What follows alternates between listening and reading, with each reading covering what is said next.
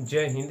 इस वीडियो में हम समझते हैं कि बायोडायवर्सिटी हॉटस्पॉट क्या होती है, विश्व में कुल कितने हॉटस्पॉट है और ये कहाँ कहाँ पाए जाते हैं, भारत में कुल कितने हॉटस्पॉट है और ये कहाँ कहाँ पाए जाते हैं, और हॉटस्पॉट संबंधी सबसे पहले किसने कंसेप्ट दिया और उनका कंसेप्ट क्या था, इसको भी इस वीडियो में हम डिटेल से जानेंगे। तो देखिए, सबसे पहले हम जान लेते हैं कि ये जो बायोडायवर्सिटी हॉटस्पॉट है ये क्या है।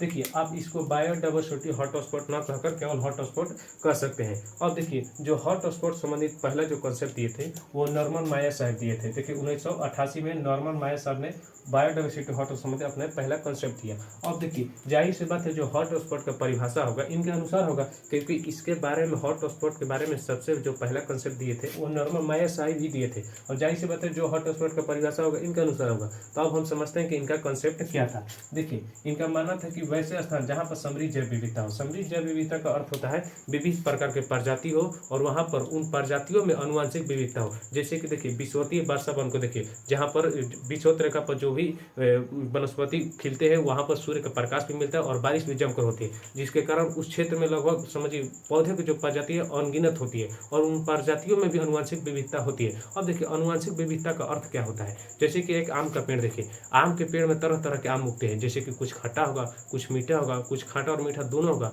कुछ आम के आकारों का जो साइज होगा वह गोल होगा, कुछ का लंबा होगा, कुछ का आप चौकोर होगा। तरह तरह के आम के देखिए, आम का पेड़ एक ही है लेकिन उनके अनुवांशिक विविधता अलग अलग है, क्योंकि उसका आकार देखिए और उसका जो मिठास देखिए वो भी अलग अलग मिलेगा।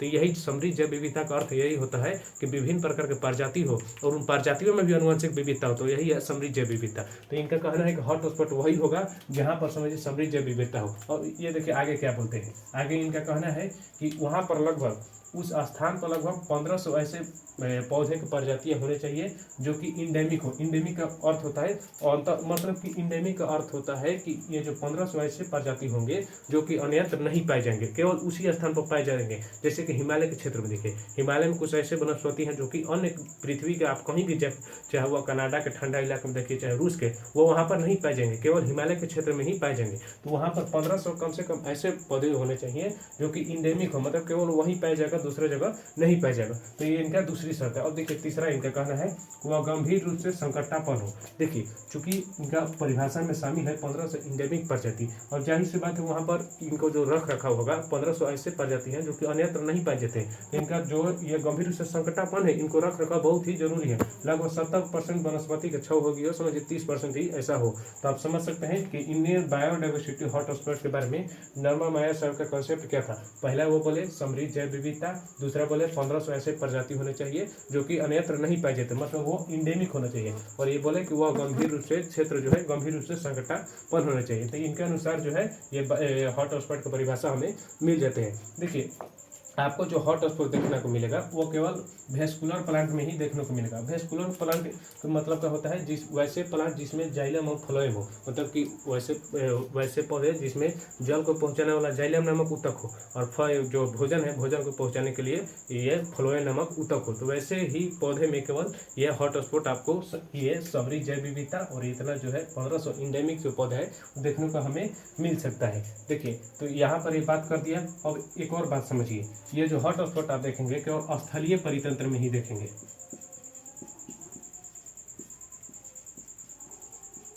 स्थलीय परितंत्र।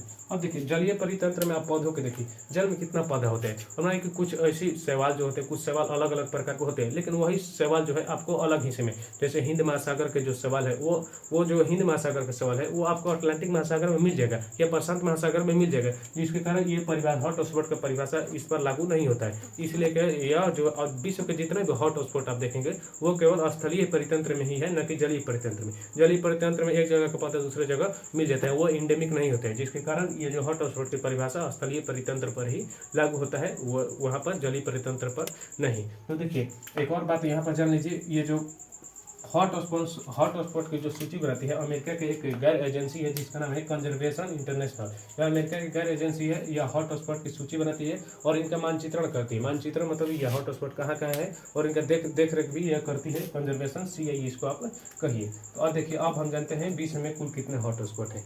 देखिए, विश्व में कुल 36 हॉटस्पॉट है, 36 हॉटस्पॉट। अब इन 36 हॉटस्पॉट के बारे में हमें नाम उतना नहीं याद रखना है, इनसे संबंधित जो विशेष बातें हैं उसको हम जानते हैं। देखिए, ये जो 36 हॉटस्पॉट है, वो 36 हॉटस्पॉट विश्व के कुल भूभाग का देखिए जो स्थल भाग है उसका 2.5% है, केवल 2.5% है।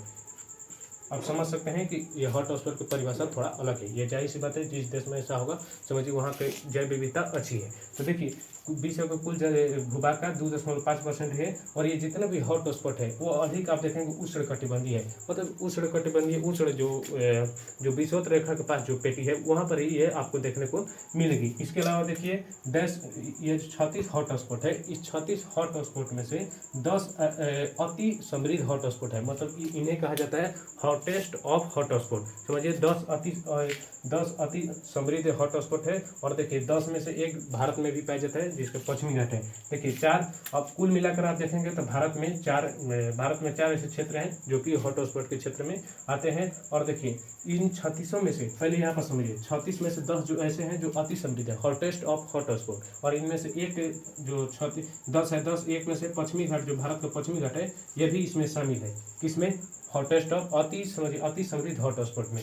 और देखिए 4 ऐसे क्षेत्र हैं जो कि कुल मिलाकर 4 ऐसे क्षेत्र हैं जो भारत में पाए जाते हैं। और देखिए इसमें से 15 ऑकविल का क्षेत्र होता है। ऑकविल क्या होता है इसको हम आगे थोड़ा जान लेते हैं, लेकिन यहाँ पर थोड़ा सा बात हम देखिए ऑकविल ऐसा क्षेत्र है जहाँ पर 60% प्रजातियों का संरक्षण मिलता है, जिसमें 50% जो है पादप है और 43% पक्षी सरीसृप वगैरह है। तो यहाँ पर आप समझ सकते हैं। देखिए ये जो ऑकविल क्या होता है, अभी हम ऑकविल को जानते हैं। देखिए ऑकविल के सबसे पहले हम फुल फॉर्म जान लेंगे तो इसको हमें आराम से पता चल जाएगा ऑकविल क्या होता है। देखिए आप ऑकविल को कहिए ये भी एक हॉटस्पॉट का भाग है। जाहिर सी बात है कि यहाँ पर देखिए 36 में से 15 ऑकविल का क्षेत्र है, तो ऑकविल का मतलब हम लोग समझते हैं।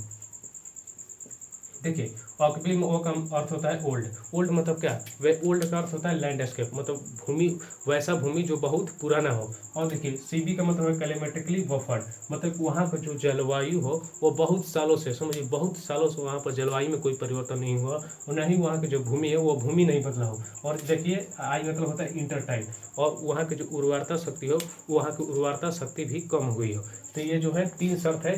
पहला कि वहाँ की जो भूमि है वो बहुत पुरानी होनी चाहिए, और दूसरी इसकी जो शर्त है वो है इसके जलवायु परिवर्तन नहीं हुआ, बहुत सालों से इसके जलवायु परिवर्तन नहीं हुआ, और इसके जो तीसरी शर्त है वो है उर्वरता कम। जब ये आपको तीनों मिल जाएगा तो ये समझिए ये ऑकविल बन जाते हैं। और यहाँ के जो पौधे होंगे, अब समझिए यहाँ के जो पौधे होंगे इस स्थिति के अनुसार ही अनुकूलित होंगे। ये आपको ऐसा यहाँ के जो पौधे उगने वाले होंगे वो अन्य जगह आपको नहीं मिलेंगे। और जाहिर सी बात है यहाँ के जो बहुत सारे पौधे इंडेमिक होंगे, मतलब जो यहीं पर पाए जाते हैं, दूसरे जगह इनका अस्तित्व है ही नहीं रहेगा, क्योंकि इनका आदत बन गया है कि वो जो भूमि है बहुत पुरानी है, वहाँ का जो जलवायु परिवर्तन भी उतना नहीं हुआ है कई सालों से, और यहाँ की उर्वरता शक्ति भी कम है। तो इन 3 आपको मिलेगा तो समझिए ये ऑकविल का क्षेत्र है, और यहाँ पर इंडेमिक जो पौधे होंगे ही होंगे, इसमें कोई दो राय नहीं है। अब समझिए कि ऐसा स्थान है कहाँ, तो देखिए आपको हम उदाहरण बताते हैं ऐसा स्थान कहाँ है। जो दक्षिण पश्चिम ऑस्ट्रेलिया आप देखेंगे वहाँ का जो ग्रास लैंड है, सवाना उसको डाउन्स कहते हैं, वहाँ का जो ग्रास लैंड है वह ग्रास लैंड की आप देखेंगे कि वहाँ का जो लैंडस्केप है वो सदियों से चलता आ रहा है, उसमें कोई बदलाव नहीं हुआ है। वहाँ का जो जलवायु है एक समान बना हुआ है, और वहाँ की जो उर्वरता शक्ति वो भी कम हो गए। तो ये जो है दक्षिण पश्चिम ऑस्ट्रेलिया ग्रास लैंड सवाना, उसको हम इसे ऑकविल के श्रेणी में रखते हैं। इसके अलावा देखिए केप फ्लोरिस्ट जो क्षेत्र है साउथ अफ्रीका, वो भी इसके ऑकविल के क्षेत्र में शामिल है। तो ये देखिए ऑकविल का मतलब यही होता है। अब देखिए अब हम बात करते हैं भारत में ये जो 4 हॉटस्पॉट का क्षेत्र है इसको भी हम जान लेते हैं। देखिए पहला जो है वह है हिमालयन हॉटस्पॉट, दूसरा है ये इंडो बर्मा हॉटस्पॉट, और तीसरा है वेस्टर्न घाट जो कि इसमें शामिल है। 10 अति समृद्ध मतलब हॉटेस्ट ऑफ हॉटस्पॉट में ये शामिल है वेस्टर्न घाट। और ये देखिए चौथा है सुंडालैंड। देखिए इन चारों के बारे में डिटेल से हम बात अगले वीडियो में करेंगे, लेकिन फिर भी ये जान लीजिए हिमालयन जो हॉटस्पॉट है ये केवल भारत में नहीं है, बल्कि भारत के अलावा नेपाल में, भूटान में, और यहाँ पर चीन में भी इसका कुछ भाग फैल गया है। तो हिमालयन इसको हम ये चारों के बारे में हम एक अलग वीडियो में जानेंगे, लेकिन ये जान लीजिए इसका जो रेंज है वह चीन में है, भूटान में है, नेपाल में है और भारत में है। और देखिए एक है इंडो बर्मा। अब इंडो बर्मा देखिए भारत में है, और उधर आप देखेंगे कि बर्मा म्यांमार में है, थाईलैंड में है, और इधर वैसे जो थे म्यांमार से नीचे देश है उसमें भी ये फैला हुआ है। और देखिए वेस्टर्न घाट भारत के जो पश्चिमी तट है वहाँ पर वेस्टर्न घाट है, जो कि ये बहुत ही जैव विविधता का मामला मामले हॉटस्पॉट पूरी तरह से है। और ये देखिए एक सुंडालैंड है, सुंडालैंड के अंतर्गत आता है भारत का जो अंडमान नहीं निकोबार द्वीप है वह, और जो है इंडोनेशिया का सुंडा क्षेत्र है वहाँ पर ये सुंडालैंड है। तो ये आप देखेंगे कि इन चारों में ऐसी चीज़ें पाई जाती हैं जो कि दुनिया के अन्यत्र कहीं नहीं पाई जाती है, तो इनको भी हॉटस्पॉट में रखा गया और इन्हें कहा जाता है भारत के हॉटस्पॉट। तो आप ये समझ गए होंगे हॉटस्पॉट की पूरी कहानी। और चलिए यह वीडियो अब यहीं पर समाप्त होता है। जय हिंद।